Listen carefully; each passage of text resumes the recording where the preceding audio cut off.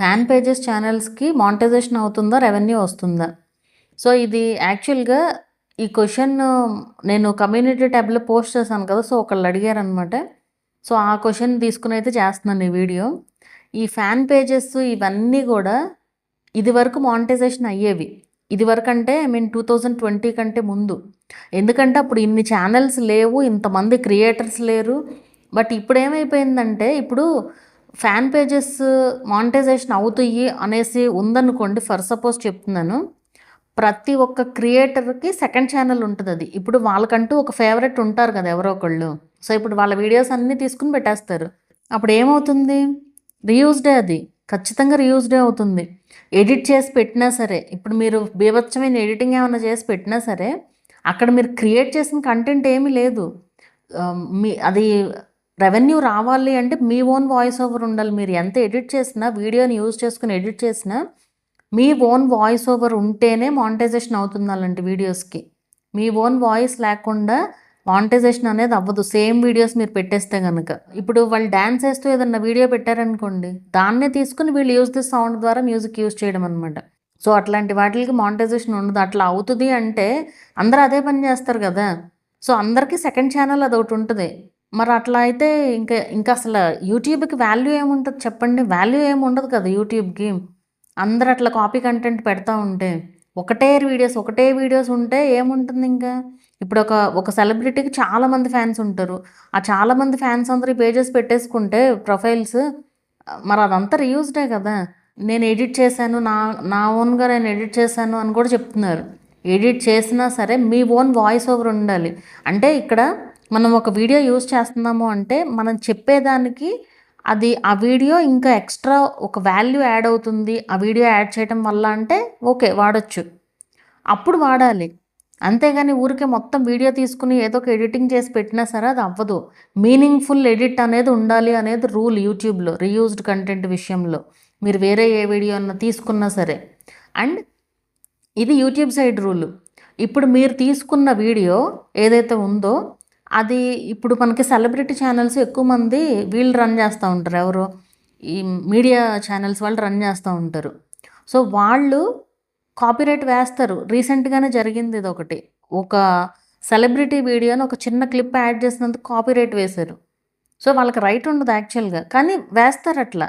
ఈ fan pages అయినా ఏదైనా సరే కంపల్సరీ కాపీరైట్స్ అనేవి కంపల్సరీ వేస్తారు. మేబీ ఇప్పుడు ఈ ఫ్యాన్ పేజెస్ వాళ్ళకి పరిచయం ఉండి ఏది ఈ మానిటైజేషన్ ఈ గోలంతా ఏం లేకుండా ఎవరైతే ఆ సెలబ్రిటీ ఉంటారో వాళ్ళే డబ్బులిచ్చి చేయించుకోవాలి ఇంకా ఫ్యాన్ పేజెస్. అంటే ప్రమోషన్ లాగా, పీఆర్ లాగా అనమాట ఇంకా. సో, అది మళ్ళీ వేరు. సో, అట్లా ఊరికే ఫ్యాన్ పేజెస్ అనేసి మీరు టైం వేస్ట్ చేసుకోవద్దు. మీరు ఫ్యాన్స్ అవ్వాల్సింది వాళ్ళకి కాదు. And okay. ఫ్యాన్స్ అయ్యారు కరెక్టే. ఫ్యాన్స్ సంగతి పక్కన పెడితే మళ్ళీ ఆళ్ళనే ఇప్పుడు వాళ్ళు ఆల్రెడీ ఫేమస్. వాళ్ళనే ఇంకా ఫేమస్ చేస్తానంటే మీరెప్పుడు ఫేమస్ అవుతారింకా? అది ఆలోచించండి. మీరు ఫేమస్ అవ్వాలి అంటే మీరు ఓన్ కంటెంట్ క్రియేట్ చేయాలి. అది అప్పుడే కదా మీరు ఫేమస్ అయ్యేది. ఇంత కష్టపడి ఇంతలాగా ఎడిటింగ్ చేసి మీకు గుర్తింపు రావట్లేదు అంటే ఎందుకింక అసలు ఆ ఛానల్ ఎందుకు చెప్పండి? ఎవరికో ఫ్యాన్ ఇప్పుడు వాళ్ళెవరో మీరెవరో వాళ్ళ ద్వారా మీకేం కొంచెం కూడా ఏం ఉపయోగం ఉండదు. వాళ్ళకి బాగున్నంత కాలం వాళ్ళు ఫీల్డ్‌లో ఉంటారు. తర్వాత వాళ్ళు అడ్రెస్ ఉండరు. సో, అలాంటి వాళ్ళ కోసం మీరు ఫ్యాన్ పేజెస్ క్రియేట్ చేసి ఇదంతా అనవసరం. ఒకవేళ మీరు అలాంటి వీడియోస్ చేయాలి అనుకుంటే ఇమేజెస్ యూజ్ చేయండి. వీడియోస్ మాత్రం అసలు యూజ్ చేయొద్దు. అది కూడా కంపల్సరీ వాయిస్ ఓవర్ ఉండాలి.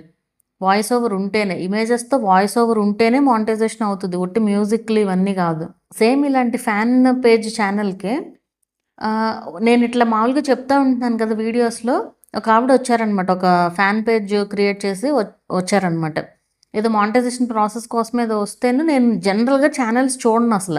అంటే మానిటైజేషన్ ప్రాసెస్ కోసం వస్తే ఏది వాళ్ళే మానిటైజేషన్ చేసుకొని తర్వాత ప్రాసెస్ కోసం వస్తారు. వెరిఫికేషన్ దానికోసం. సో, ఆ ప్రాసెస్ కోసం వస్తే నేను జనరల్‌గా అసలు ఛానలే ఓపెన్ చేయను. ఓన్లీ యాడ్‌సెన్స్‌తో పని కదా మనకి.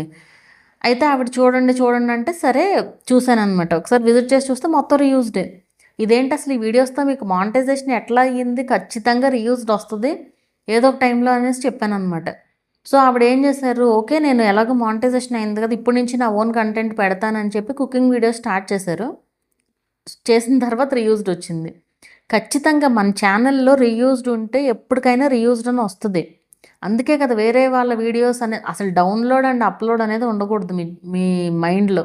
డౌన్లోడ్ చేసి మీ ఛానల్లో అప్లోడ్ చేయడం వేరే వాళ్ళ వీడియోస్ని. అది పెడుతున్నారు అంటే మీ ఛానల్కి మీరే ఇబ్బంది చేసుకుంటున్నట్టే.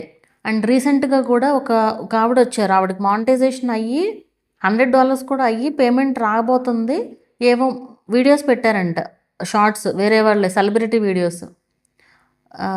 ఇది వచ్చింది, రీయూజ్డ్ అని వచ్చింది. కాపీరైట్స్ ఏమీ రాల, రీయూజ్డ్ అని వచ్చింది. ఏముంది ఇప్పుడు మళ్ళీ వాచ్ అవర్స్ కూడా తగ్గిపోయినాయి. మళ్ళీ ఆ వాచ్ అవర్స్ వచ్చిన తర్వాతే మానిటైజేషన్కి అప్లై చేయగలరు. ఆల్రెడీ మానిటైజేషన్ అయ్యిందే 2 years తర్వాత. ఇవన్నీ చేతులారా చేసుకోవడం కాకపోతే ఏంటి చెప్పండి. సో వేరే వాళ్ళ వీడియోస్ అనే దృష్టికి అసలు మీరు వెళ్ళనే వద్దు. ఫ్యాన్ పేజెస్ ఏదైనా, ఫ్యాన్ పేజెస్సే కాదు, నార్మల్ ఛానల్స్లో పెట్టేవాళ్ళు కూడా ఉంటారు.